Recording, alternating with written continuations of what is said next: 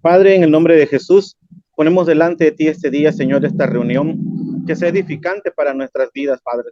Bendigo la vida de cada pastor que está hoy aquí presente, de cada pastora, Señor. Que sea tu precioso Espíritu hablando en nuestras vidas, Señor. Que es un tiempo de adoración y de edificación, Señor, y de reposo para nosotros. En el nombre de Cristo Jesús. Amén, amén y amén. Buenos días a todos. Fíjense que estaba yo platicando y pensando, primeramente pensé y después lo platiqué con alguien y comentamos, ¿cómo es que se han creado las más grandes cosas en la humanidad? Eh, Casi siempre pensamos en esa persona o personas que son tan geniales que algo se les ocurre y crean o inventan algo, ¿no? No obstante, atrás de eso siempre están cuestiones como uno, tal vez, el deseo, el anhelo de querer ganar dinero, ganar fama o ganar una posición en algo.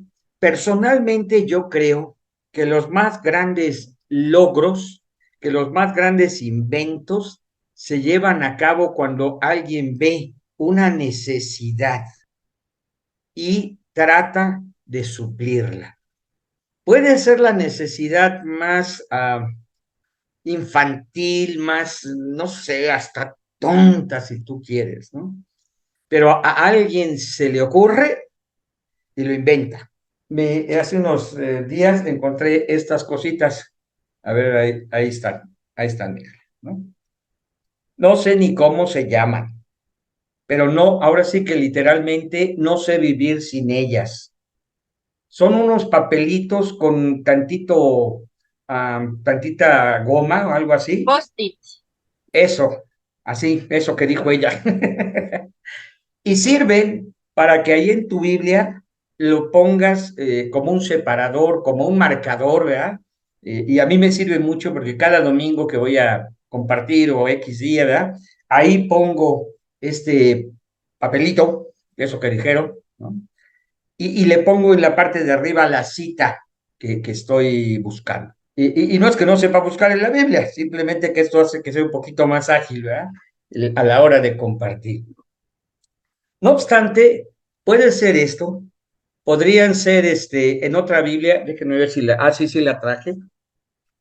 Esta es una Biblia de hace muchos años, no sé si se va a alcanzar a ver hasta abajo. Creo que no, ¿verdad?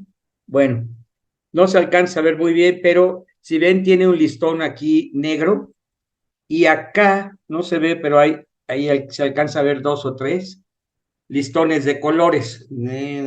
Ahí se ve un verde, por lo menos, ¿ya? Sí se ve. Gracias. Esa Biblia tenía listón blanco, perdón, negro, amarillo, azul, verde. Y así separaba yo antes, esa Biblia tiene casi 40 años conmigo. Pero un día descubrí esto y cambié. Y mi vida cambió. Así se hacen los grandes inventos. Alguien ve una necesidad y, y vamos, procura satisfacerla. Pero también a veces esos inventos no pegan, fallan. Si esto falla, pues no le veo mucho problema, ¿no? Digo, a ver, ahí está. Si esto falla, pues no pasará ay, no se vendieron y ya, se acabó. Pero, gracias. En 1924-26, más o menos, se construyó una presa en la ciudad de San Francisco y se llamaba precisamente Presa San Francis. San Francis. Pero para el año 28, 2 años después de que más o menos estaba funcionando, una presa grande, 56 metros de profundidad y creo que eran 40 y tantos, o ya ni me acuerdo, 17 millones de metros cúbicos de agua, eso es lo que tenía esa presa. 2 años después, en el 28, en febrero, hubo una grieta y esta grieta la taparon. No, primero hubo unas grietas anteriores pequeñas y las sellaron con cemento. Pasó. En febrero del 28 hubo una grieta que estaba sacando o dejando pasar, dicen ellos, un promedio de 17 litros por segundo. Y pensaron que no había que taparla porque eso estaba quitando un poquito la presión a la pared de la presa. Eso opinaron los ingenieros civiles que pues daban el mantenimiento. Pero para el mes de marzo, el 12 de marzo, apareció una grieta más grande y dejaba pasar mucha más agua, un promedio de 80 litros por segundo. Eso es lo que marca la historia de esta presa. Ellos pensaron que otra vez no había nada que hacer, era mejor dejarlo y estas grietas quitaban la presión a la pared. Pero por ahí de las 11, 12 de la noche, la pared reventó y los millones de litros de agua fueron sobre una parte de la ciudad de San Francisco, muriendo aproximadamente 450 personas en esa ocasión. Hay de fallas a fallas, hay de inventos a inventos, pero todos tienen una cuestión de satisfacer una necesidad, una necesidad. E insisto, esa necesidad puede ser algo muy sencillo o puede ser algo catastrófico. Si ustedes prestaron un poquito de atención al canto que nos compartió Patti al principio, ese canto lo escribió Jaime Sánchez, el pastor Jaime, y le puso por nombre precisamente Coram Deo. Él platica que tomó esta idea de una clase donde yo compartí precisamente una de las perfecciones de Dios, que es estar presente en todo lugar y en todo momento. Eso que le llamamos omnipresencia. Y en latín, en el siglo XVI, ¿cómo se llama? Los teólogos protestantes usaban mucho la frase coram deo, de cara a Dios, cara a cara con Dios, de coram deo. Y de ahí nació esta canción. Pero ¿qué implica esto? Bueno, hay una gran necesidad en el ser humano. Una necesidad de llenar ese espacio, ese vacío que solo Dios puede llenar. Pero una vez que tenemos esta conciencia de la necesidad, una vez que nos damos cuenta que Dios ha satisfecho esa necesidad, debe quedarnos bien claro que en todo momento, en todo lugar, todo pensamiento, toda palabra, toda emoción, toda decisión, toda convicción, todo lo oculto que no queremos que otros se enteren, etcétera, está exactamente delante de Dios. No hay un solo punto en nuestras vidas que esté oculto a Dios.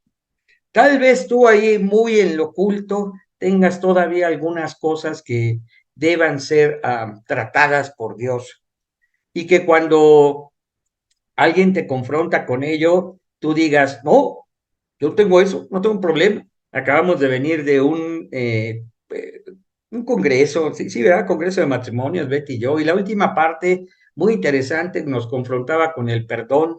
Y bueno, yo creo que hay todavía mucha gente cristiana que tiene una verdadera atadura por falta de perdón, ¿ok? Y eso me lleva a pensar, decía yo, en cómo es que vemos algunas fallas, una grieta de 17 litros por segundo, y decimos, hay que dejarla, no pasa nada, es necesario, es un desfogue. Una grieta de 80 litros por segundo y decimos, no pasa nada, es bueno inclusive que esté filtrándose el agua y pensemos que el resultado va a ser algo bueno. Yo no estoy criticando a los ingenieros civiles, al fin y al cabo yo no lo soy, ignoro mucho de lo que ellos sí saben, simplemente digo que en mi sentido común me parece que ver una falla o una grieta en una presa, pues debería ser atendido seguramente de otra manera, precisamente por el riesgo y por lo que ya se ha vivido en experiencias como esta. ¿Qué pasa si la iglesia tiene una falla, una grieta? Dios vio la necesidad de todos los seres humanos y la suplió. Y la iglesia es una especie de, de arreglo, de componenda, ¿no? De hacer inclusive tal vez algo nuevo para que las cosas funcionen para el ser humano. Pero ¿qué pasa si la iglesia resulta un proyecto fallido? Escuchemos bien. ¿Qué pasa si la iglesia resulta ser un proyecto fallido? De entrada, yo creo que ya todos diríamos, va a haber una catástrofe. Tiene que haber una catástrofe. No puede surgir algo bueno de algo que fue creado para algo y no lo está realizando, o por el contrario, hasta está estorbando para que ese proyecto se cumpla. Miren, en Efesios capítulo 4, en el verso 11, estoy usando una versión que se llama, ay, ¿esa cuál es? Nueva traducción viviente. Nueva traducción viviente. Dice así: Cristo dio los siguientes dones a la iglesia: los apóstoles, los profetas, los evangelistas y los pastores y maestros. Ellos tienen la responsabilidad de preparar al pueblo de Dios para que lleve a cabo la obra de Dios y edifique la iglesia, es decir, el cuerpo de Cristo.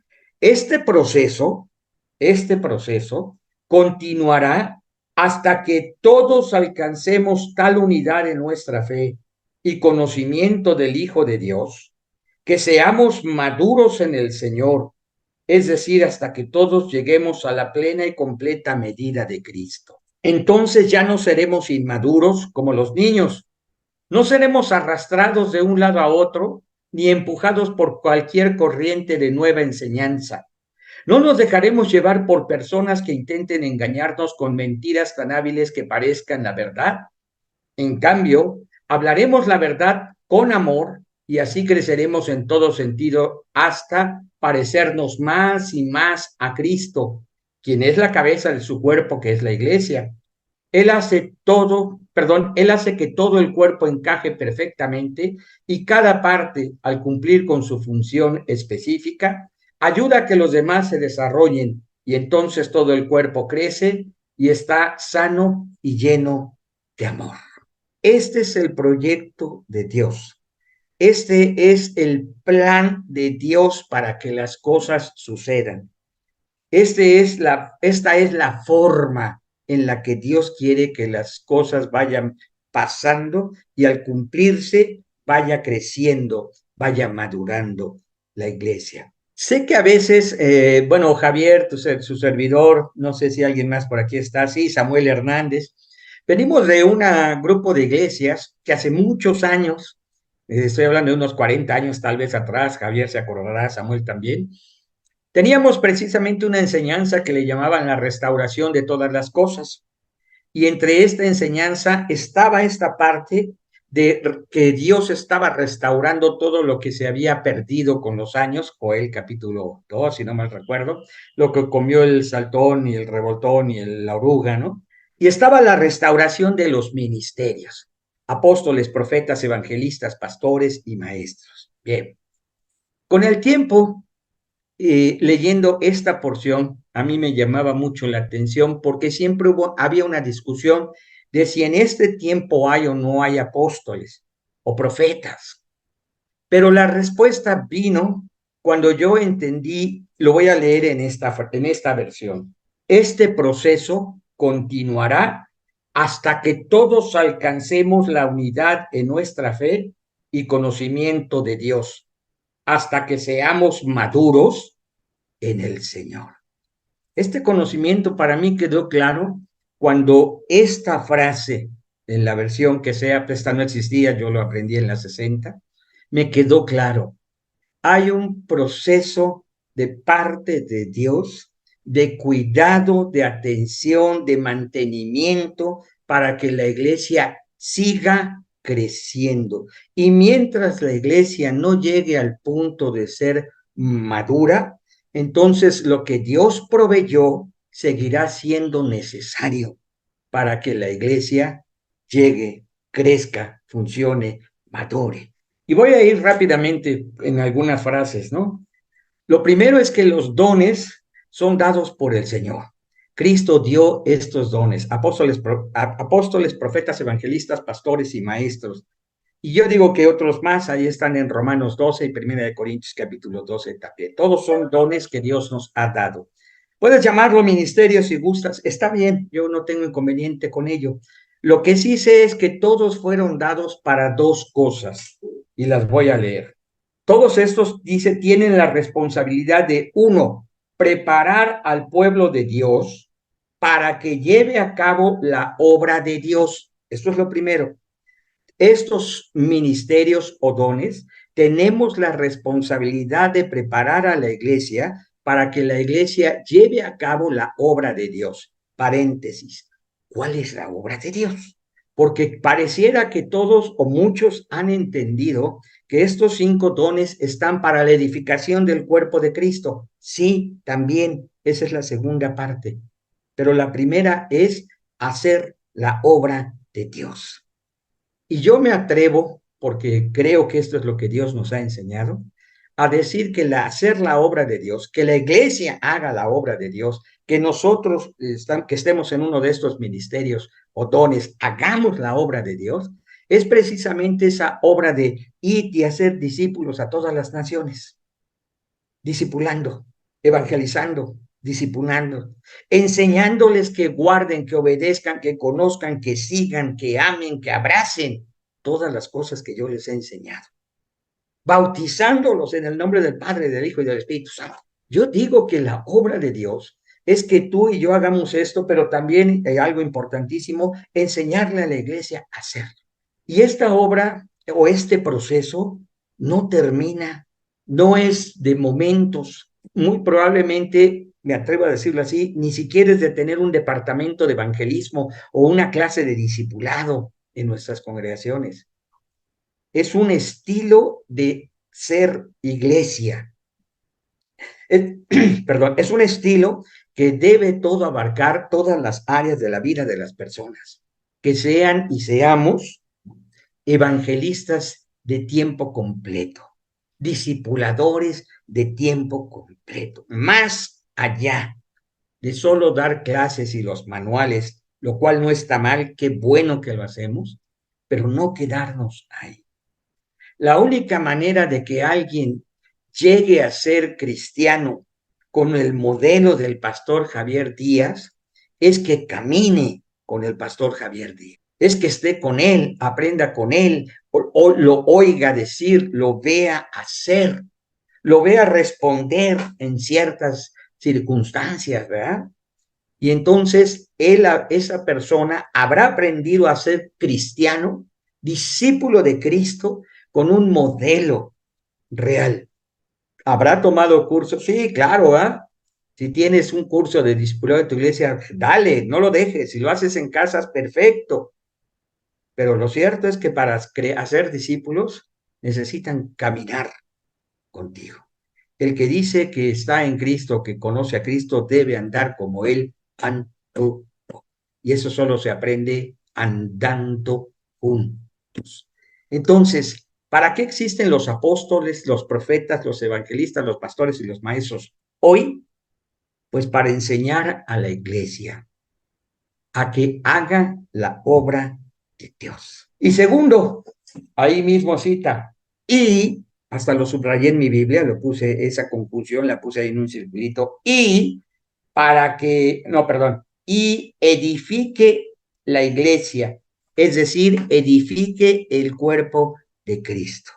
Dos funciones, una hacia adentro, todos los que tenemos un don o ministerio hay que edificar a la iglesia, y dos, hay que enseñarle a la iglesia, nosotros mismos somos iglesia, a salir, evangelizar, discipular y multiplicar o enviar, o como tú le quieres poner la palabra, sembrar nuevas iglesias, ¿no? Decíamos en Liga Bíblica, multiplicar decimos en Samaritan Purse, y enviar decíamos cuando la iglesia tenía el nombre de Horizon, que era la visión de esta iglesia.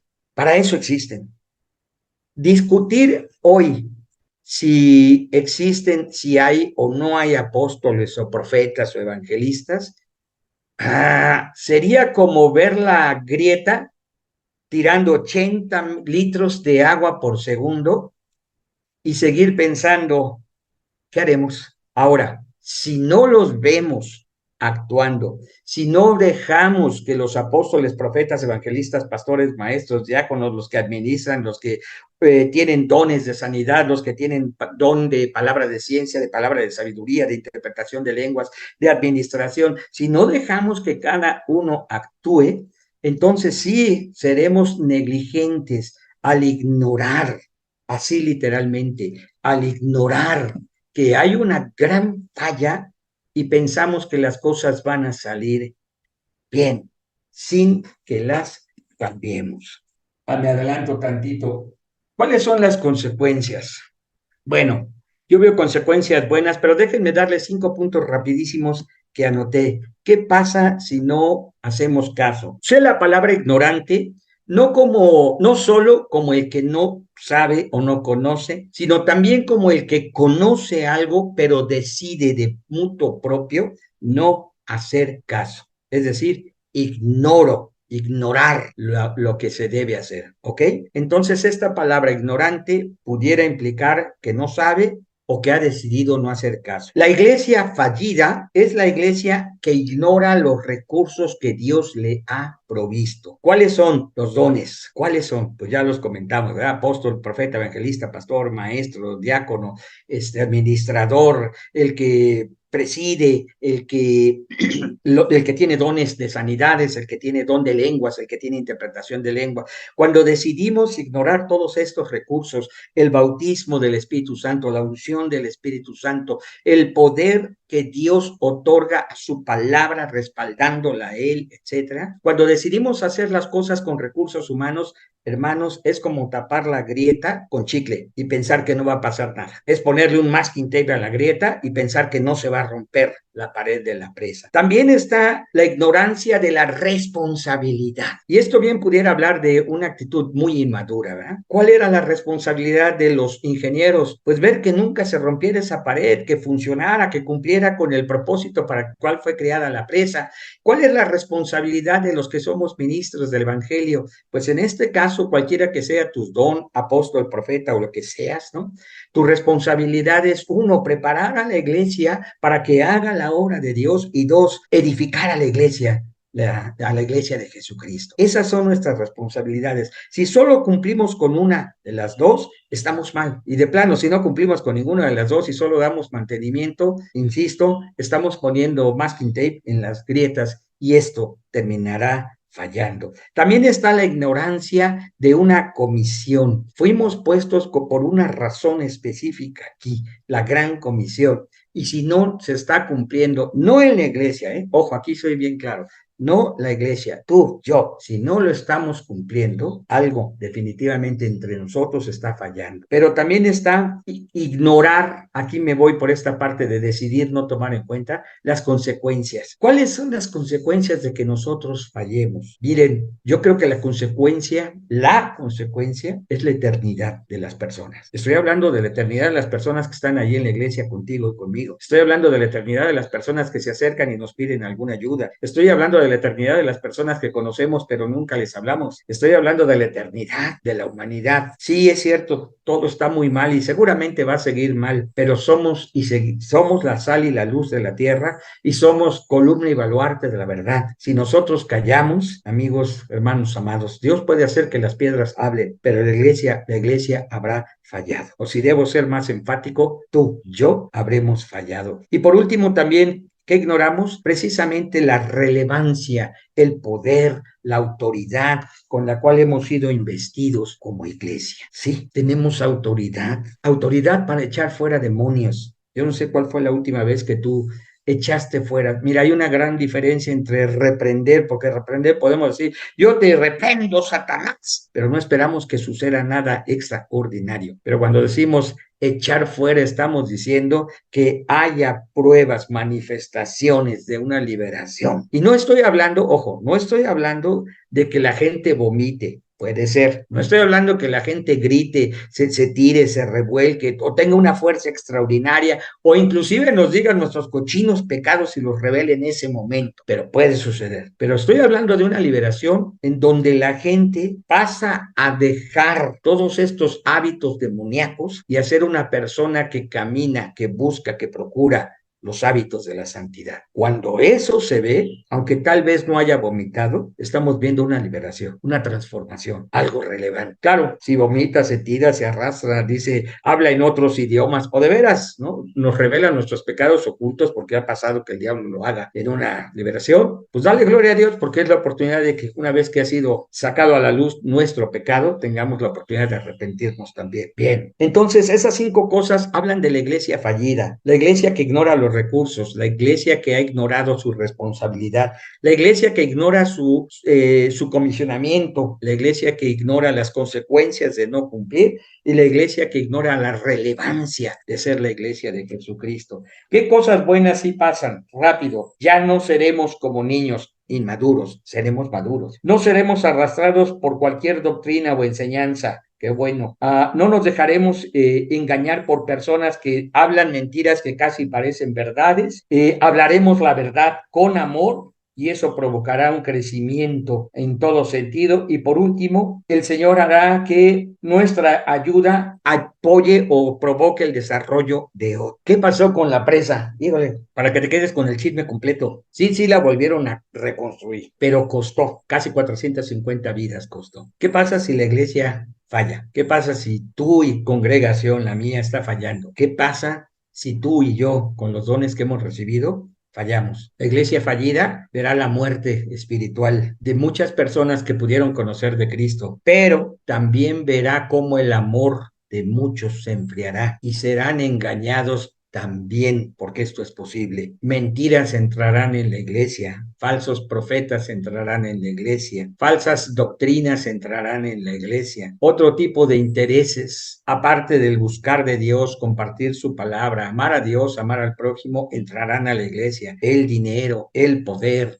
la fama. La iglesia fallida tendrá una consecuencia mucho más tremenda que una pared de una presa que se rompa. Comparto esto porque estoy convencido que estamos en el mejor de los tiempos para que la iglesia resplandezca, pero necesitamos recordarnos verdades eternas, verdades que Dios ha dicho y Dios respalda. Necesitamos reconocer quiénes somos, qué nos ha sido dado, ¿no? Y a qué hemos sido enviados. Necesitamos reconocer quiénes somos, qué nos ha sido dado y a qué fuimos enviados. Y entonces sí, dejaremos de lado la idea de ser la iglesia fallida. Oremos, hermanos, gracias Señor, porque tú nos permites con la dirección de tu Espíritu Santo poder ver de quiénes somos, de qué hemos recibido, para qué estamos aquí, Señor. Y de esta manera quitar de nosotros, llevarnos a entender qué es lo que nos está deteniendo y así también llevarnos, Señor, a ser eficientes y eficaces en el llamado y con los recursos y para el propósito para el cual tú nos has diseñado, apartado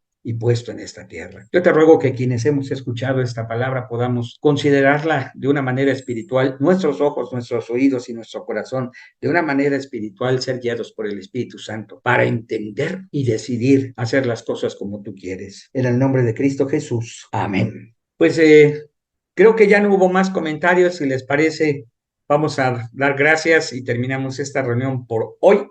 Y con la gracia de Dios nos vemos en 8 días, pero piensen, reflexionen en lo que les compartí. De veras es